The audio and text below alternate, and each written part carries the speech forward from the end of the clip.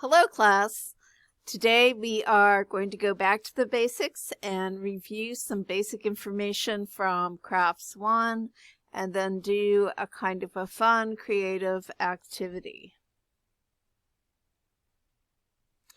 So first of all, reviewing what art is. It is communication through the senses. And remember, your senses are touch, smell, hear, taste, and sight. And in art, it's conceptual, aesthetic, and technical qualities that are important. So that is conceptual, what it's communicating, what it means, aesthetic, which is how it looks, and technical, which is how well it's made. So when you look at the image here, you are looking at a cake that's actually a painting.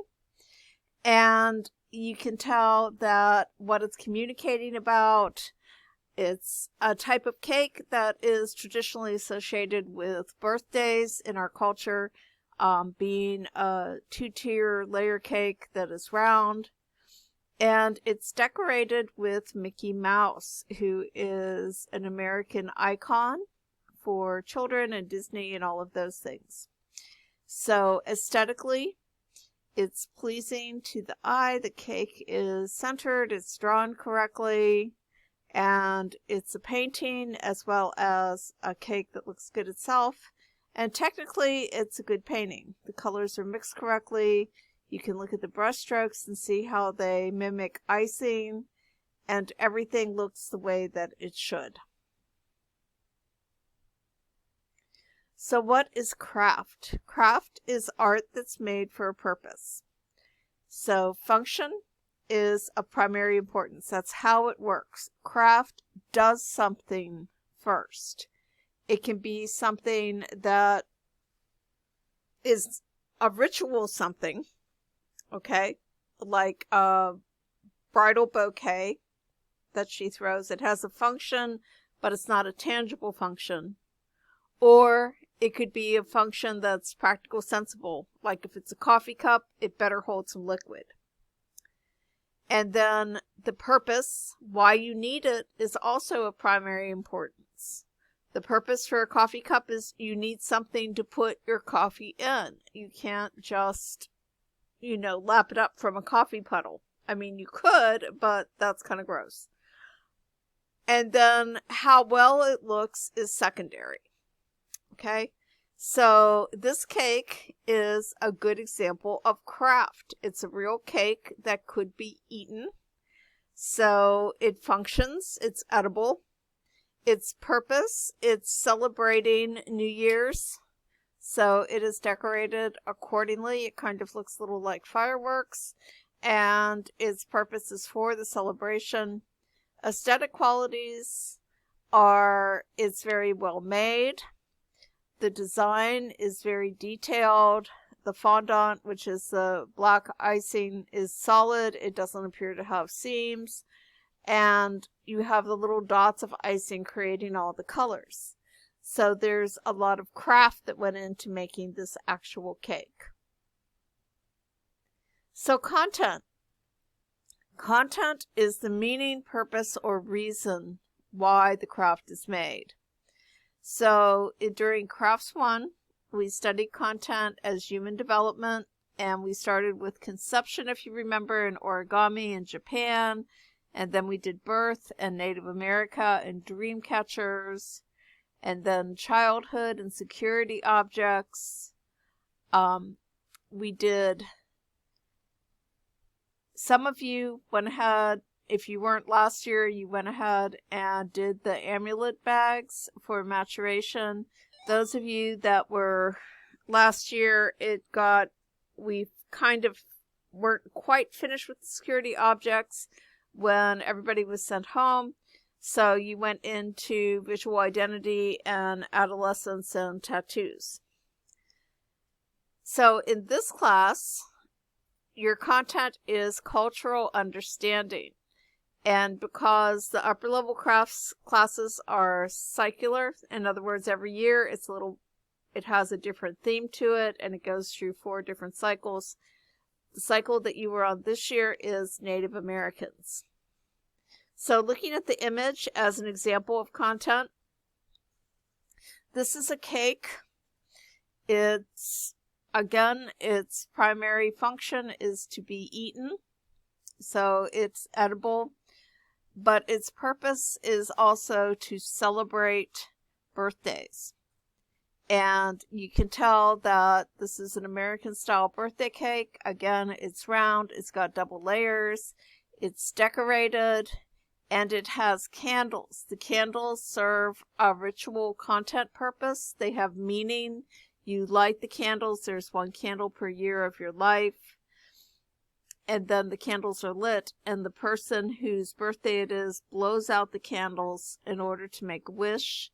And they also have to eat the first bite of cake without talking.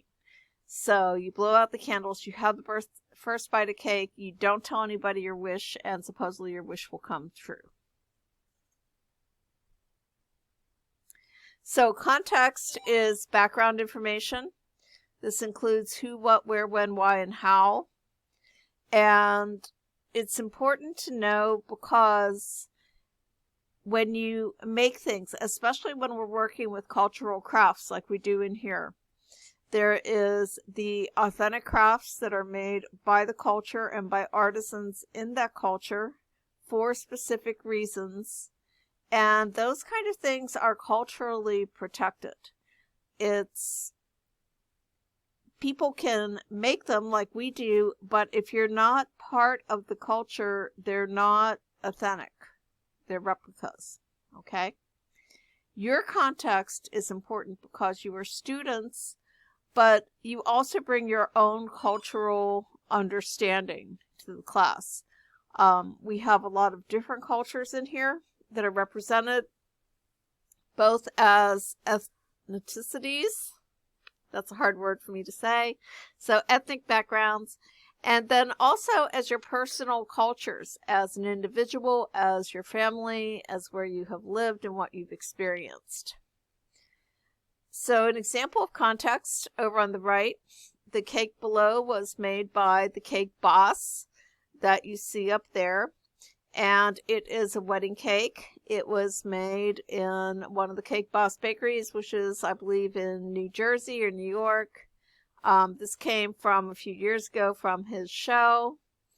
The function, the why, it's a wedding cake. And the how it's made, it's the layer cake. It has the white fondant and black fondant smooth icing on it as a base coat. And then you can see on the black layer, it is piping work. You have the scroll work, and then you have the little bit of round individual things that have the grid work on it. So that's all done by hand. And then above it, the black and white kind of tile looking thing is done with a decal. It's a icing, but it's a pre-made decal that you kind of put onto the cake. And you can see where it's not quite matched up evenly. So it does have a flaw. And this looks a whole lot different from a cake that I would make at home because I don't have those skills, even though I've made wedding cakes before. So the next thing is technique, process, medium, and media. So technique is how you make something. Like I just explained with the icing, one technique that he used was piping it individually into swirls. Another technique was using the decals. Your process is your step-by-step directions, which is illustrated to the right. First, you have your materials and your tools, and you make sure that your pans are ready. You mix up you add your things, you mix up your batter, and you pour it into your cake pan and bake it. Okay? Medium is your materials. So in this example, it would be the ingredients for the cake: flour, sugar, salt, cocoa, butter, what have you. And then media is your action. And in this case, you are baking. You're baking a cake. Aesthetics is your opinion and preference. And it can be, in crafts, it can both be a preference for how something looks as well as how something functions. So here we have two different cakes. They're doll cakes. Doll cakes were very, very popular in the 50s and 60s. They're still made, but that was when they were super popular. And they would have, the top part would be a plastic cut off doll that ended in kind of a stick that you stuffed down into the cake, which was really disappointing if you thought it was a whole doll. And then the cake would form the dress or the skirt of the doll. On the left, you have an illustration of a party cake, and it's decorated along the lines of a traditional birthday or celebration cake with the icing and the roses and the ripples, and you can see where it's sliced, you can see that there's cake inside. So aesthetically, you might like the fact that it's pink and it has flowers and it's fluffy and it's decorated, or you might like the fact that it's a sweet cake. On the right, you have another doll cake, but instead of icing, it's decorated with kale and assorted meats. There's olive loaf and salami, and then that top meat with the clear stuff in it is the ever-famous head cheese. Yeah, it's made from meat from the pig's head. Yeah. And then below it, you have other tasty things like tomatoes and black olives and other kinds of meat rolled up there. Looks like maybe some ham, maybe some turkey. So aesthetically, you might think that this is really attractive. It looks good for what it is, a meat cake. And then aesthetically too, you might prefer something that is meaty, salty, cheesy. The inside of this is cheese, I believe. Instead of something sweet. It's your opinion, it's your preference, it's your aesthetics.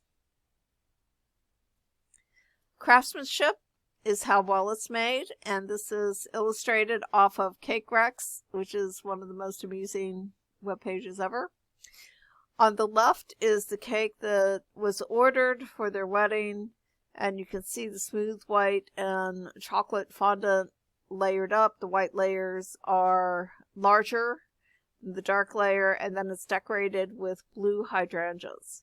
And then what they received, well, it's brown and white layers and it has blue flowers on it, but its craftsmanship is not great. It doesn't meet the same standards. The icing isn't smooth. The layers aren't centered. You can see the whole thing is kind of leaning to the side. The flowers, well, okay for icing flowers, are totally the wrong flower. All right. So that's craftsmanship. The one on the left has excellent craftsmanship. The one on the right is a hot mess. So criticism is discussion, and we do more of this formally in the arts classes than we do in the crafts classes, but we use the same format when we talk about things. So when you describe something, you describe how it looks. When you analyze it, you talk about how something was designed. Interpret it deals with content and context, what it means and why. And evaluation are the strong points and areas for improvement and comparison to other work. So on the right-hand side illustration here, we have a cupcake whose top is iced, and on top is scattered some charred bits of something. The cupcake itself is kind of orange in tone, and it's sitting on a white plate with a red stripe. So that's the description.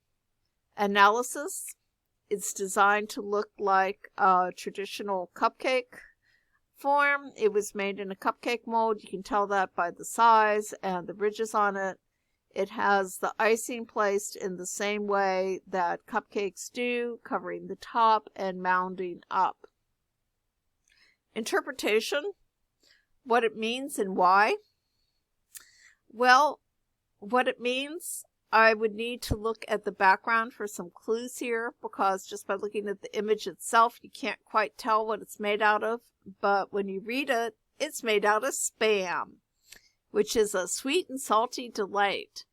So this cupcake might be for someone who does not like things to be overly sweet. It might be for a Spam fan. Spam is the favorite lunch food in Hawaii and all throughout the Polynesian Islands for a creepy reason. Yeah. So this might be designed for a lunch. This might be designed for any of those things. Evaluation. It looks nice. It looks like it's well made. It's decorated with bits of apparently charred Spam on it. Comparing it to other work, I would personally choose a non-Spam cupcake over a Spam cake. But that's just me. So, this brings us to our activity. And in this activity, you are kind of working with content and theme and creativity, kind of get your creative self shaken out. So for this, you will need some materials. If you can choose to do traditional or digital materials, traditionally, if you're working, you need a piece of blank paper, writing materials and drawing materials, something with color. I don't care what it is, pen, marker, crayon, colored pencil, what have you. Digital media, any kind of drawing, painting app works. So your directions. You are a cake designer and you're hired to create a cake with a specific theme. Now, to get your theme, you have to go to the theme generator that's linked and you generate the theme for your cake. So let's see if the link works on the presentation. It does. Theme generator. So what popped up was fairies, windy, lightning. Well, I'm going to generate a new theme. Okay. My primary theme is gemstones. Secondary theme is locked. And tertiary theme is Odyssey, which, if you remember from the Odyssey in English class, it's a journey. So this makes me think of like buried treasure, because gemstones are treasure. It's all locked up. It's buried. And Odyssey is the journey, ocean, etc. So that might give me the idea for a cake that looks like a treasure chest full of gemstones. And then if you notice underneath it, there are some colors. And these are the colors that your client wants their cake to be, something similar. I don't expect you to get these exact colors. If you're working digitally and you have skills, you'll notice that the hexagrams for the colors are there and you can get the actual colors depending upon the program you're using. But that's technical. Don't worry about that right now. Okay? So you generate your theme for your cake. Mine is gemstones, locked, Odyssey, and then I need to draw it. Make sure you use color, refer to those colors, and remember when you're making a cake can do awesome things. You can sculpt cakes, so it can be almost any shape. Think though that it does have to be somewhat logical. It just can't be floating in the air. You can make a cake float, but that's really, really advanced and tricky, so you're not doing that. So just design your cake, and then you're going to turn in your design as an image and comment what your generated theme was. You can do your comment in a Google Doc, okay? And that's to do this today. It's due today. It's to wake up your creative side and be a little fun with the review, okay? That's it. It's yum-tastic. And there's another lovely meat cake. Yeah.